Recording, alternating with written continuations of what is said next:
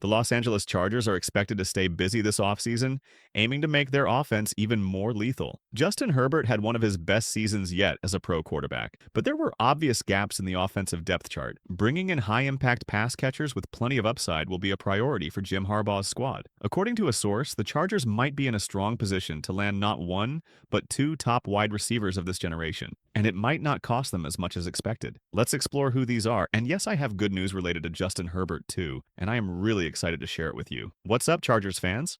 Welcome to the NFL Playbook Chargers. If you're new here, don't forget to hit that subscribe button. This channel is all about breaking down everything you need to know about the Bolts. The LA Chargers, already making waves with rumored pursuits of star wide receivers like DK Metcalf and T. Higgins. They have now found themselves in the crosshairs of another electrifying possibility. There's one name that could really shake things up, Davante Adams. Word is he might get released by the Jets, and if that happens, things could get interesting for the Chargers. According to ESPN's Jeremy Fowler, Adams is interested in the idea of heading back to the West Coast, and he's open to joining teams like the Chargers. It may all depend on the New York Jets and their decisions in the coming weeks, though. According to Jay Glazer, New York is moving on from Aaron Rodgers. New head coach Aaron Glenn and the front office seemingly want to go in a fresh direction at the quarterback position. Adams has always shared a strong relationship with Rodgers, so his departure from New York probably means Adams will be moved as well. There's a strong inclination they may release him due to his impending cap hit in 2025 and difficult-to-maneuver contract. But it's not just the Chargers on his radar. He's also mentioned the Rams and 49ers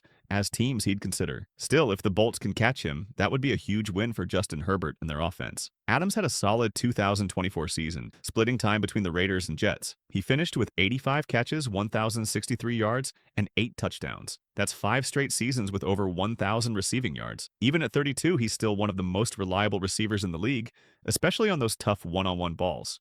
Something the Chargers have been missing since Mike Williams went down. Bringing in Adams wouldn't just boost Herbert's options, it'd also take pressure off rookie sensation Ladd McConkey, who led the team with 1,149 yards last season. Plus, having a veteran like Adams around could really help Quentin Johnston, who already led the team with 8 touchdowns. Now, a bit of fresh air for Justin Herbert. While he wasn't exactly in the running to snag any major individual awards at the NFL honors this year, he still got a little bit of MVP love. In a bit of a surprise, Herbert's name popped up on the list of players who received MVP votes. 3 voters gave him 4th place nods, earning him 6 points in total. That put him alongside names like Jamar Chase and Sam Darnold. It's a nice little consolation for Herbert, considering everything he battled through this season. He dealt with multiple lower body injuries, had to adjust to a brand new coaching staff and offensive system, and was basically left with a roster that got packed thanks to salary cap issues. His only reliable receiving weapon was rookie Ladd McConkey, and let's not forget that struggling offensive line. Even with all that, Herbert still managed to put up solid numbers, completing 65.9% of his passes for 3,870 yards,